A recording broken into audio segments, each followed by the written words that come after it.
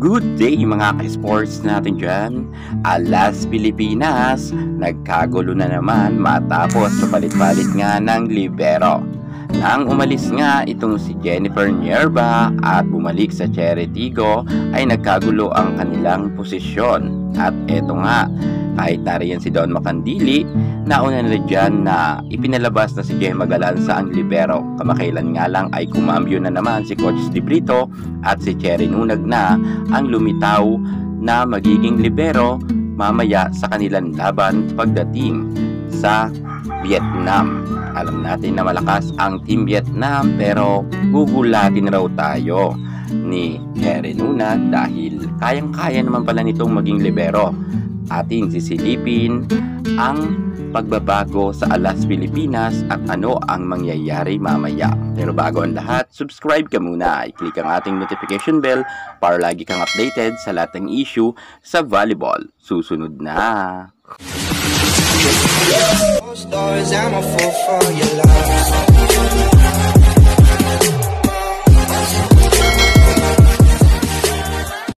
Alas Pilipinas, palagi na lang trending matapos nga sa kanilang papalit-palit ng libero. Eto na naman at pinag-uusapan na naman ang Alas Pilipinas kahit mamaya na nga ang laban nila kontra nga sa Team Vietnam 6:30 ng gabi. Alas Pilipinas libero, talagang kagulat-gulat matapos nga si Gemma Galanza noon ang sumabog na balita at pinalaga ng mga netizen. Eto na naman tayo, kumambyo agad itong si Coach De Brito matapos nga ang panawagan ng mga fans ni Gemma Galanza na di umano ay wag itong gawin libero kahit hindi katangkaran. At kung noon ay puro reklamo kay Gemma Galanza dahil ginawang libero, ngayon ay puro reklamo pa rin kahit nga iinatang na kay Cherry Nunag ang pagiging libero. Anya sabi nga ng mga netizen, bakit kinuwang libero daw itong si Nunag samantalang halos 6-footer na ito dahil 5'11 nga ang height ni Cherry Nunag.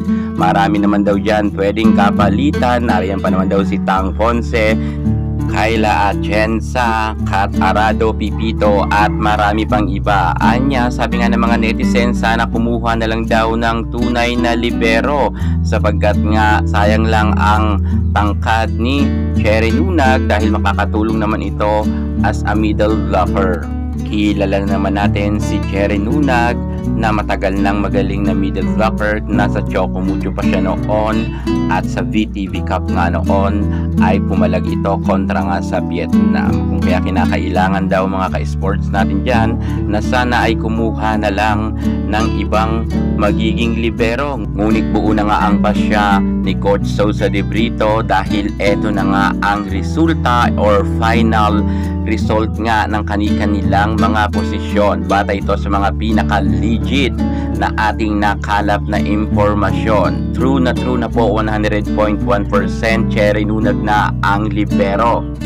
Kung inyong mapapansin, si Cherry Nunag nga ay may posisyon na libero. Yan, binulugan na nga natin at si Gemma Galanza, balik nga siya sa pagiging outside spikers. Magandang sign naman ito para sa mga fans ni Gemma Galanza.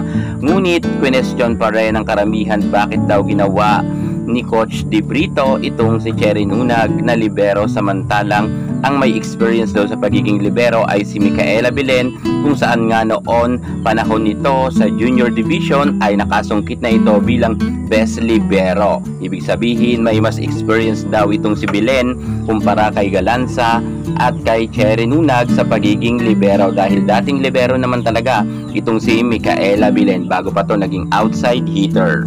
Hindi talaga maiwasan magkomento ng mga netizen at sinabi kagulo mga yan sa loob ng court. At sabi pa ng isang netizen, ang tangkad-tangkad ni Nunag tapos libero, awan ko sa'yo coach, hahaha.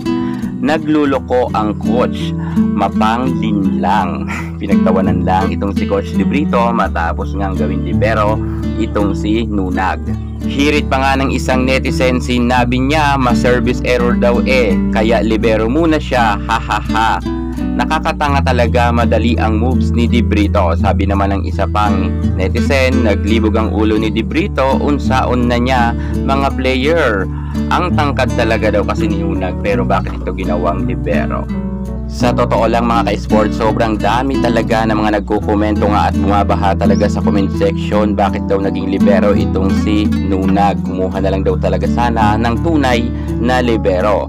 Siyempre mamaya mapapasabak na nga si Cherry Nunag sa laban nga nila kontra sa Team Vietnam. Makapalag kaya sila sa malakas na team? Well, yan ang ating aalamin. Baka mamaya gulatin na naman tayo ng Alas Pilipinas sa pangunguna nga yan ni Cici Rondina at Gia Amazing. Kaabang-abang talaga ito mamaya kontra nga sa Team Vietnam. Atin na lang suportahan ang Alas Pilipinas at 100% ang puso natin ay isuporta sa kanila. Ano't ano man mangyari, manalo matalo, sa Alas Pilipinas pa rin tayo. Kaya't abangan ninyo mamaya ang ating mabilisan na update sa kanilang laban 6:30 yan ha. Kaya huwag kayong mawala. Yan muna ang pinaka-latest natin sa mundo ng volleyball. Thank you so much. God bless.